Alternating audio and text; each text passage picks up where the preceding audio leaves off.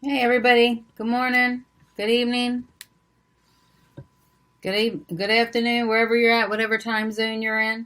If you're new here to the channel, thank you, welcome. If you're coming back, my subscribers, thank you for coming back.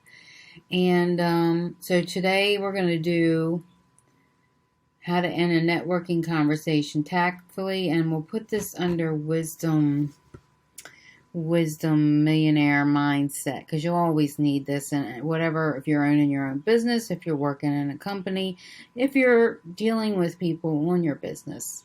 This is a great skill to have. So we'll put this under like mindset. We try and do a mindset video every week. Some of our other videos are investing, career strategies. Then we have some study videos if you're studying for exams on whatever topic, usually technology. Okay, so I'm going off the screen here so we can start this and I won't lose half of you. So some people think that the hardest part about networking is starting a conversation with somebody, but some of the things that really are hard is ending it tactfully. So if you're hitting a dead end and you need to move on without offending the person you're talking to, so you can both make the most of your networking time without offending people. Some people are very sensitive and they don't want to be standing there by themselves. I can tell you this as an introvert, it can be a little awkward. How do you do this tactfully? So it could be a one-on-one, a video conference. The conversational goal is to get to know somebody, spend about a half an hour or longer in a conversation. But usually if you're at a goal where you're working the room, you have short chats that are usually 1 to 3 minutes. For many people who network, the objective is to come out of the event with a handful of business cards and future prospects. So consider your goal in networking before the meeting starts. Is it to talk with 1 or 2 people? Is it seem like a fit for your business goals? Or do you need to talk more than 1 to 3 minutes? Is it a sales presentation that you might need to spend more time with them? Are these people spending $1 million on a sailboat or something and you're selling? 1 to 3 minutes might not be enough time in that situation. It depends on the situation.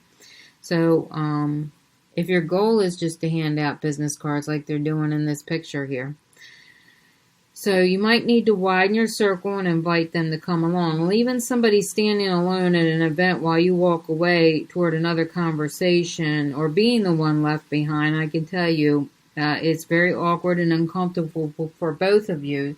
And so with this in mind, one way is to shift gears while networking is to expand and include others around you so that the chatter can take its course. You might invite somebody else on into this conversation.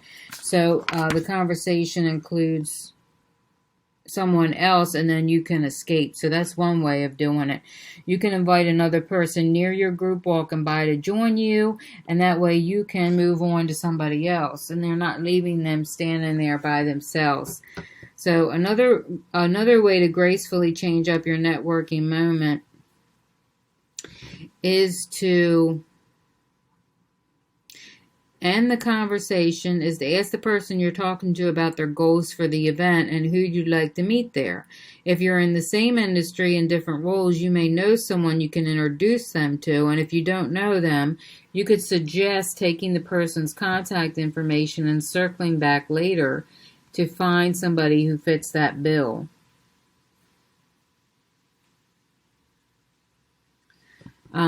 So another way is to let them know you don't want to take up all their time. Instead of the semi-rude approach, just saying you need to circulate, you can rephrase your departure to save face and make your exit, freeing up their time to talk with others.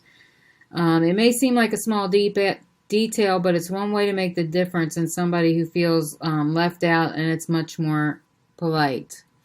So you want to network thoughtfully. Your networking can be awkward, but pulling the plug midstream on a conversation can be tricky, and after you get more practice at this, you can do it very carefully. You need to put yourself in somebody else's shoes and think about how you'd like to be dismissed at a networking event.